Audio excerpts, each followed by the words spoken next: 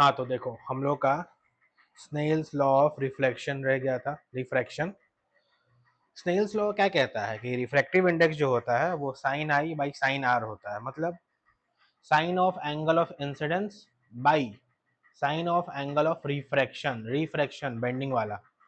तो जब तुम साइन आई और साइन आर का रेशियो निकालोगे पुट करके वैल्यू, तो वो हमेशा एक कांस्टेंट आता है। कांस्टेंट का मतलब कोई फिक्स वैल्यू आएगा, कोई फिक्स नंबर आएगा, पॉइंट में भी आ सकता है। तो इसी कांस्टेंट के वैल्यू को हम लोग रिफ्रैक्टिव इंडेक्स के नाम से जानते हैं। ठीक है, रिफ्रैक्टिव इंडेक्स। अब आपने शायद ट्रिगो पढ़ा है तो एंगल्स आपको पता होने चाहिए साइन के। साइन 0 डिग्री पे 0 होता है, 30 डिग्री पे 1/2 होता है, 45 डिग्री पे 1/√2 होता है, 60 डिग्री पे √3/2 होता है, 90 डिग्री पे 1 होता है। ठीक है, थोड़ा इस चीज को समझना क्या है। ये रेशियो दिया होता है n/1 टू 1 का मतलब speed of light in medium 1। याद रखना जो बाद में लिखा है उसका ऊपर लिखेंगे medium 1 by speed of light in medium 2। Medium 2 के कंपैरिजन में मीडियम 1 में क्या स्पीड ऑफ लाइट रह रहा है, मतलब speed of light in medium 1 by speed of light in medium 2। और अगर इसी चीज को हम लोग उल्टा लिखे n12 तो उसका मतलब होगा speed of light in medium 2 by speed of light, एक minute, in medium 1, in medium 1 मतलब v2 बाई v1। अब n of any medium is defined as ratio of speed of light in vacuum। पहले ऊपर vacuum का लिखेंगे, speed of light vacuum में क्या होता है, c होता है, और c की value 3 into 10⁸ metre per second होता है। तो अगर किसी पर्टिकुलर सब्सटेंस का रिफ्रैक्टिव इंडेक्स दिया हुआ, मतलब वो n दिया हुआ है और उसका कंपैरिजन c के साथ है, speed of light in rare या वैक्यूम, तो n is equals to c by V. n is equals to c by v, मतलब refractive index is equals to speed of light in air या vacuum is divided by speed of light in that medium. जिस medium का तुमको निकालना है वो नीचे रहेगा।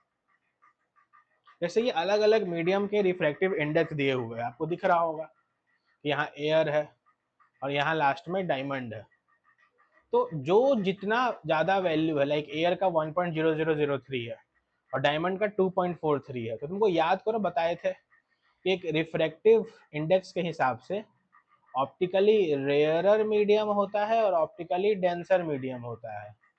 तो जो इसका ज्यादा रिफ्रैक्टिव इंडेक्स है वो डेंसर है और इसका कम रिफ्रैक्टिव इंडेक्स है वो रेयरर है, मतलब इसमें स्पीड ऑफ लाइट ज्यादा होगा, इसमें स्पीड ऑफ लाइट कम होगा। समझ में आ रहा है बात।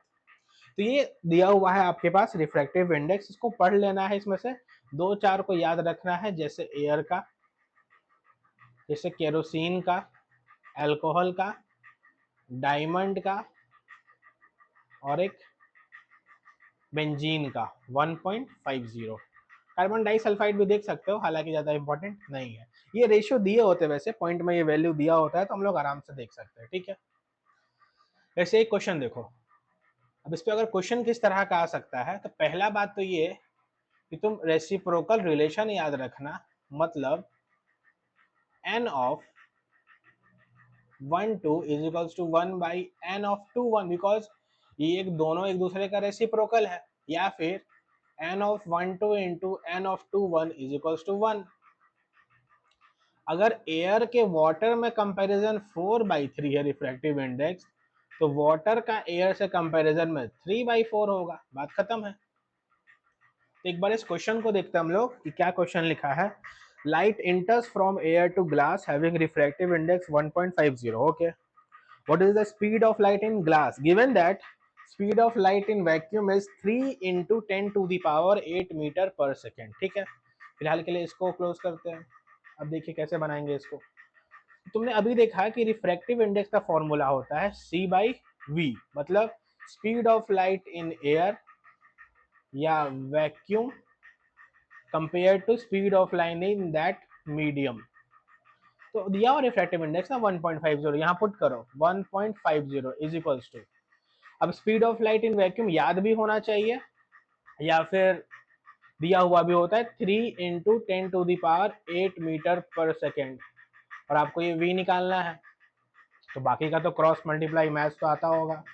v is equals to 3 × 10⁸ by 1.5, point हटाओगे जीरो चल जाएगा ऊपर, 15 से कट जाएगा दो बार में, v is equals to 2 × 10⁸ metre per second. ये आ गया speed of light in glass, मतलब ग्लास में जो लाइट का स्पीड है वो 2 × 10⁸ मीटर पर सेकेंड है।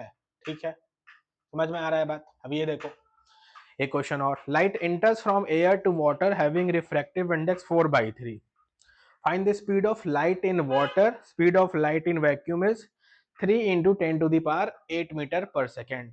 ठीक है, कोई दिक्कत नहीं है, ये तो दिया है ना refractive index air to water का, तो 4/3 लिख लिया।